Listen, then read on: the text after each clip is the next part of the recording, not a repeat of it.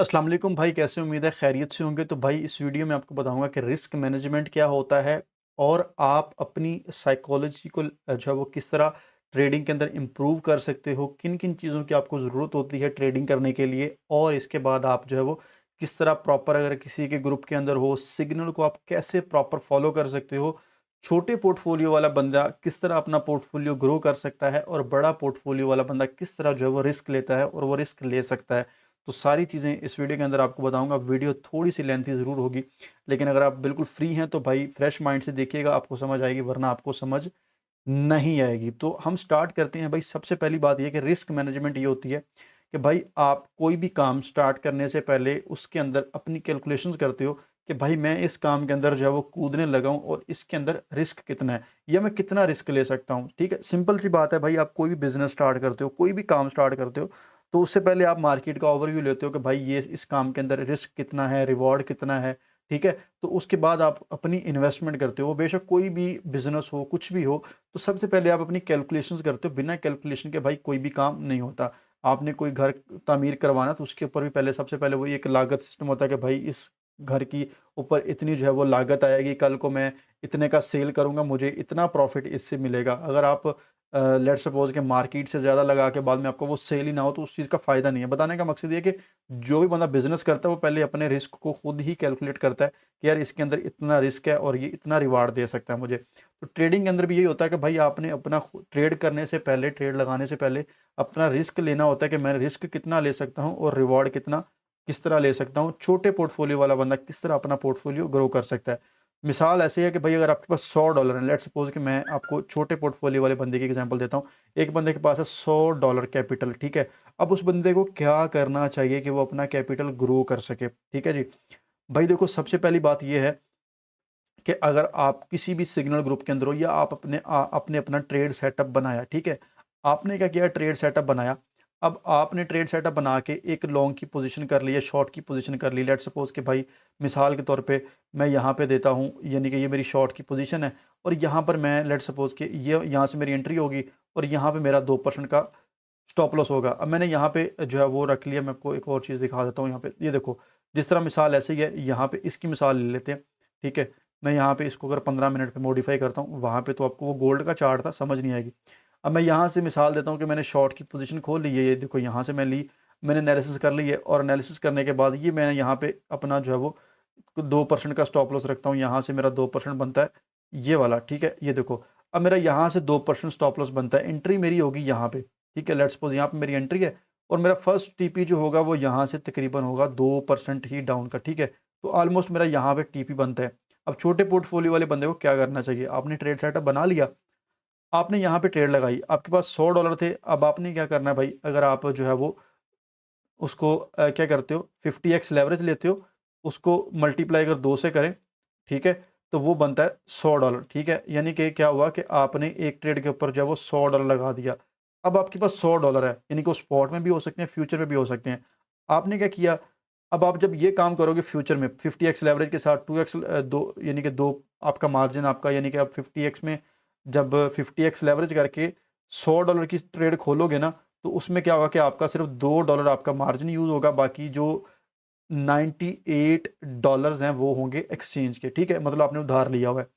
अब होगा क्या कि जैसे ही आपका टीपी हिट करेगा ना, ये वाला टीपी हिट करेगा, तो उससे क्या होगा कि आपका जो ये जो $2 का मार्जिन था ना, ये जो आपने लगाया हुआ, ये आपका $2 प्रॉफिट आ रहा होगा। अब छोटे पोर्टफोलियो वाले बंदे को ये चाहिए कि भाई वो 1 आवर जैसी अचीव हो, TP1 जैसी अचीव हो, वो अपनी ट्रेड फुल क्लोज करके 2% प्रॉफिट ले और एंजॉय करे। मतलब उसने $2 का रिस्क लिया, $2 रिवॉर्ड आ गया, फुल एंजॉय करे, अपने पोर्टफोलियो को ग्रो करे। ये ना करे कि मैं होल्ड करूंगा। भाई होल्ड क्या कर लोगे आप, जारी सी बात है, पूरी पोजीशन को होल्ड करते हो तो प्राइस ऊपर गई, आपका एंट्री बंद हो गया, आपको कुछ नहीं मिला। आपने क्या किया, आप नीचे ही, अगर आप 50% बुक कर लेते हो, उसमें से आपकी $50 की ट्रेड रह जाएगी, $1 प्रॉफिट चलेगा। अब आप ज़ाहिर सी बात है यहाँ पे जल्दी अमीर होने के लिए आए हो। ठीक है, मोस्टली लोग यहाँ पे जल्दी अमीर होने के लिए आते हैं।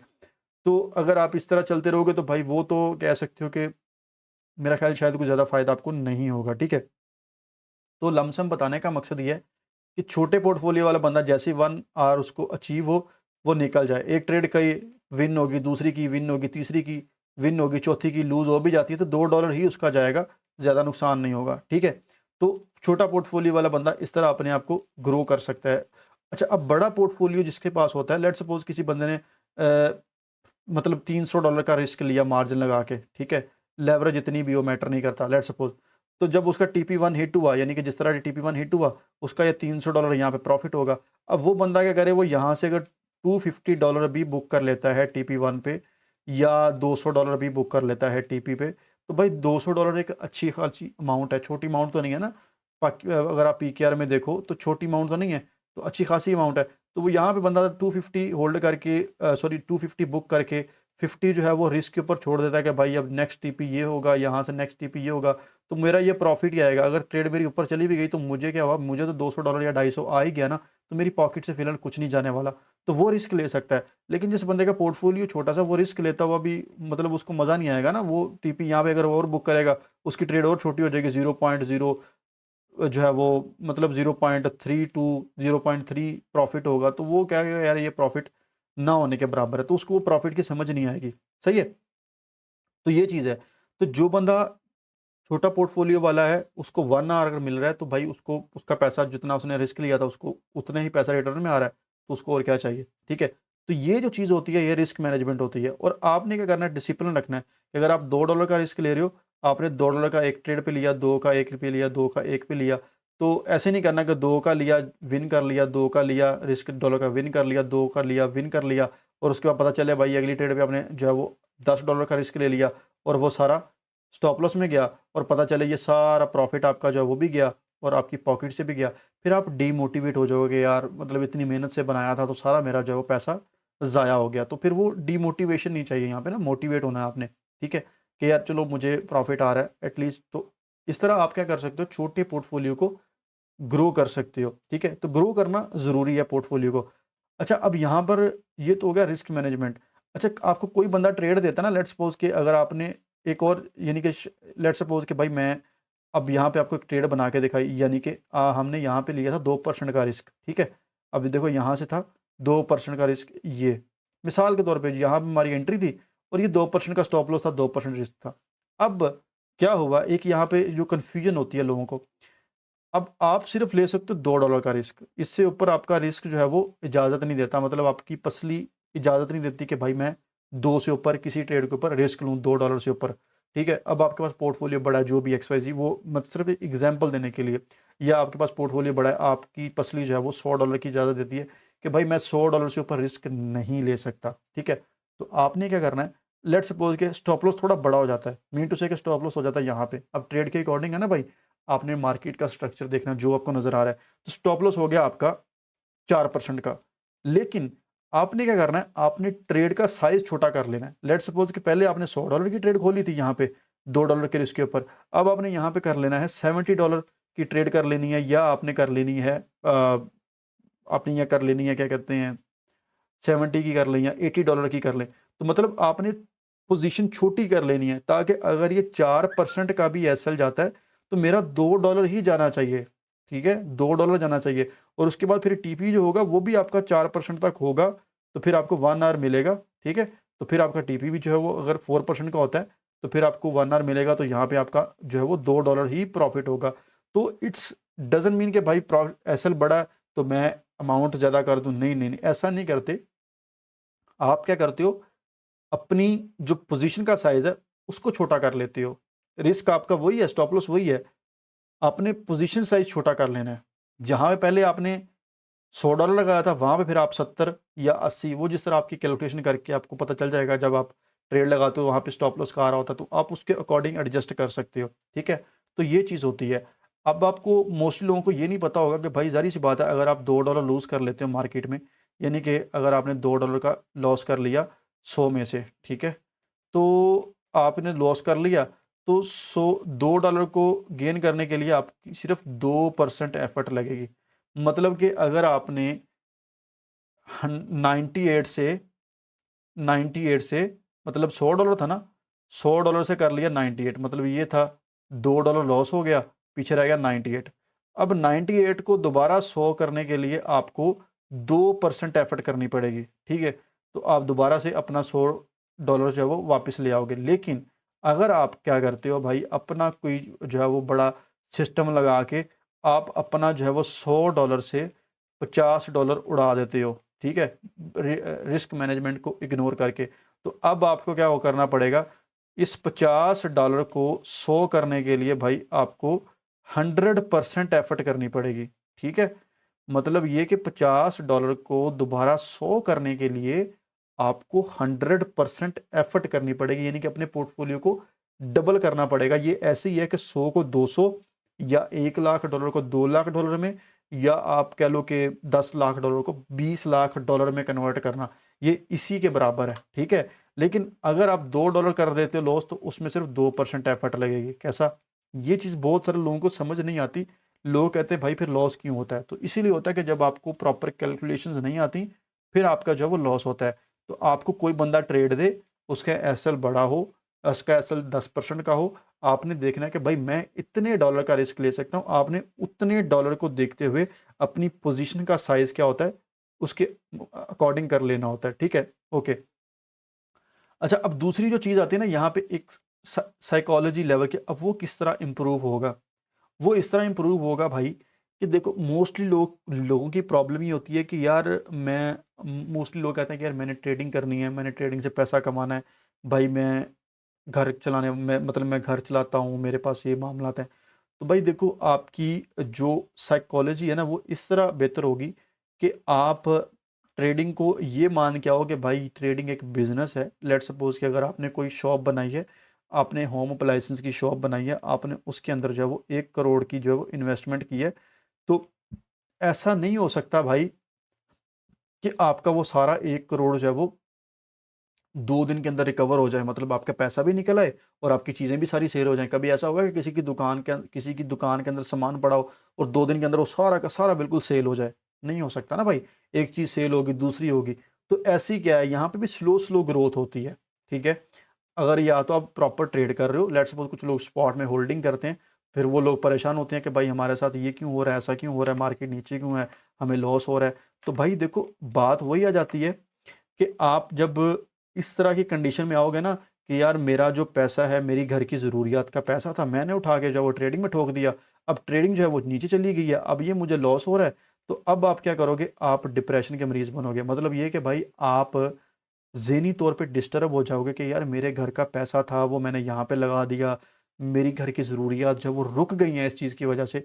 तो आप फिर लॉस भी बुक करोगे, आपका दिमाग भी डिस्टर्ब हो जाएगा, आपकी ट्रेडिंग भी डिस्टर्ब हो जाएगी, आप डीमोटिवेट भी हो जाओगे कि भाई यार ये तो निज़ाम सही नहीं है, ठीक है? यहाँ पर विन भी होता है और यहाँ पर लॉस भी होता है। भाई यहाँ पे ये चीज़ नहीं होती कि आप 1, 2, 4, 5, 6 महीने बाद प्रॉफ़िटेबल ट्रेडर बन जाओगे, ऐसा नहीं होता भाई। यहाँ पे 2-3 साल धक्के खाओगे, तब आपको पता चलेगा। लेकिन अगर आप प्रॉपर भाई अगर सीखना भी चाहते हो, तो हमारा नेक्स्ट ईयर से बैच स्टार्ट हो रहा है ऑनलाइन क्लास का, उसके अंदर सारी बेसिक से चीज़ें लेके बताऊँगा, ट्रेडिंग एनालिसिस करना, ये वो बेसिक होगा सारा कुछ उसके अंदर, बेसिक से एडवांस तक। तो आप उसमें जो है वो अपनी रजिस्ट्रेशन करवा सकते हो। आप हमारा चैनल जॉइन कर लेना, लिंक आपको डिस्क्रिप्शन के अंदर मिल जाएगा। तो चैनल के अंदर जब व्हाट्सएप जॉइन करोगे, वहाँ पे नंबर भी होगा, मुझे मैसेज कर देना। अगर आप इंटरेस्टेड हैं, तो आप डेफ़िनिटली सीख के कर सकते हैं।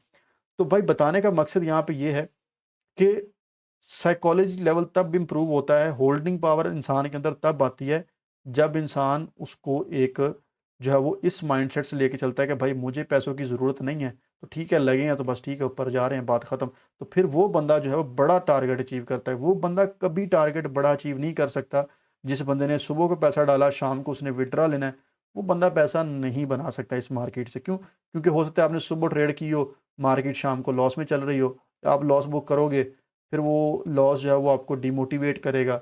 आपने प्रॉफ़िट अर्न किया नहीं होगा, लॉस आपको डिमोटिवेट कर देगा, फिर आप छोड़ जाओगे। तो ये चीज़ जो होती है ना, फिर आप ना तो बड़ा प्रॉफ़िट ले सकते हो, ना कोई बड़ा टारगेट अचीव कर सकते हो, जब तक ये काम नहीं करते। ट्रेडिंग के अंदर वो पैसा लेके आना है, इसको समझ लो कि मैंने एक दुकान बनाई है। आप ये समझ लेना कि भाई मैं एक जो बिज़नेस स्टार्ट कर रहा हूँ और उसके अंदर मैंने 5 लाख की इन्वेस्टमेंट करनी है। तो मुझे जो है वो 5 लाख की जो भी इन्वेस्टमेंट होगी ना, मतलब लेट्स सपोज़ कि मेरी जो 5 लाख की इन्वेस्टमेंट है, उसके ऊपर मुझे थोड़ा-थोड़ा जिस तरह एक प्रॉफ़िट आता है ना, किसी भी बिज़नेस के अंदर, तो मैं उसको लेके चलूँगा। जब मेरा प्रॉफ़िट बढ़ता जाएगा, मेरा यानी कि मेरी ग्रोथ हो ज़्यादा होती जाएगी, तो फिर मैं जो है वो एक बड़ा मतलब बिज़नेस में देखो ना यार, कोई भी काम होता है छोटे से स्टार्ट होता है, छोटे से काम होके ही बड़ा होता है। कभी भी बड़ा काम जो है वो स्टार्टिंग में कोई बंदा बड़ा काम नहीं करता। हर बंदा स्टार्टिंग में क्या करता है, छोटे से स्टार्ट करता है, फिर थोड़ा-सा ग्रोथ होती है, फिर थोड़ा बिज़नेस बड़ा करता है, फिर उसके बाद बड़ा करता है। तो जब आप अपने वर्ल्ड को छोटे से बड़ा करोगे, उसके बाद थोड़ा-सा रिस्क भी ज़्यादा करना शुरू कर दोगे, आपको चीज़ों की समझ भी आ जाएगी, फिर करते-करते आप जो है वो अच्छा खासा अपने पोर्टफोलियो को ग्रो कर लोगे, और ये जो चीज़ है वो आपको आने वाले टाइम में बहुत अच्छी जो है वो लेके चलेगी, आपकी जो है वो मतलब ज़रूरियात को बहुत अच्छा खास तरीके से पूरी भी करेगी, आपका घर भी चलेगा, आपका निज़ाम भी चलेगा। लेकिन स्टार्टिंग में ऐसा कुछ नहीं हो सकता। अगर आपको चीज़ें चीज़ें नहीं आती, तो आप सीखो, सीखने के बाद फिर आपको चीज़ों की समझ आएगी, उसके बाद फिर आपको जो है वो पता चलेगा। अब ये जो कोर्स होता है ना, ये क्यों करना होता है? मैं ये नहीं कहता कि भाई आप लाज़मी करो। इसकी रीज़न ये होती है भाई कि देखो, आपको चीज़ों के बारे में पता नहीं होता। कोर्स आपको एक रास्ता दिखाता है भाई कि यार यहाँ से ये होता है, ऐसे होता है, ऐसे होता है, ऐसे होता है, ऐसे होता है। मतलब वो एक प्रॉपर वे में चलाया जाता है कि यार इसके अंदर चीज़ें बताई जाती हैं। अब वैसे तो इसमें बेशुमार चीज़ें हैं, बेशुमार वो आपको पता ही नहीं है। तो आपको कैसे पता चलेंगी? जब आपको कोई बताएगा बंदा, कोई ये किसी से सीखोगे तो पता चलेगा ना। या आपके अंदर खुद से इतनी जो है वो होनी चाहिए कि भाई मैं खुद से जो है वो सीख सकता हूँ, कर सकता हूँ, तो फिर तो आप कर लो। अगर आपके अंदर वो चीज़ नहीं है, तो फिर आप डेफ़िनेटली किसी को भी फ़ॉलो कर लो और उसको सीखो, सीख के करो। तो भाई इस तरह आप रिस्क मैनेजमेंट करो, अपनी साइकोलॉजी को बेहतर करो, और ट्रेडिंग के अंदर वो पैसा लेके आओ जिसके खो जाने का भी डर ना हो। क्योंकि जो बिज़नेसमैन होता है भाई, वो जब बिज़नेस स्टार्ट करता है उसको ये नहीं पता होता कि भाई ये मेरा बिज़नेस चलेगा, मुझे इसका रिटर्न मिलेगा, आया मिलेगा भी, कितना मिलता है। ज़ाहिर-सी बात है भाई, आपने देखा होगा कि कोई भी इंसान जो है वो ज़रूरी नहीं है कि हर इंसान हर काम में परफेक्ट हो, ठीक है? तो अगर कोई बंदा करता है, तो स्टार्टिंग में उसको चीज़ों की पहले नहीं नॉलेज होती, लेकिन जब उसको नॉलेज हो जाती है, फिर वो भाई उसको लेके चलता है, और फिर उसको मज़ा भी आता है। वीडियो अच्छी लगी हो, लाइक ज़रूर कर देना, शेयर कर देना, कोई बात पूछनी हो कमेंट कर देना, उसके ऊपर दोबारा वीडियो बना दूँगा। अगर कोई अच्छा सवाल हुआ तो मैं दोबारा वीडियो उसके ऊपर बना दूँगा। तो शेयर कर दीजिएगा, सब्सक्राइब कर दीजिएगा, टिकटॉक पे फॉलो कर लीजिएगा, इंस्टाग्राम पे फॉलो कर लीजिएगा, और ढेर सारा लाइक कर दीजिएगा। अपना ख्याल रखना, टेक केयर, अल्लाह हाफ़िज़।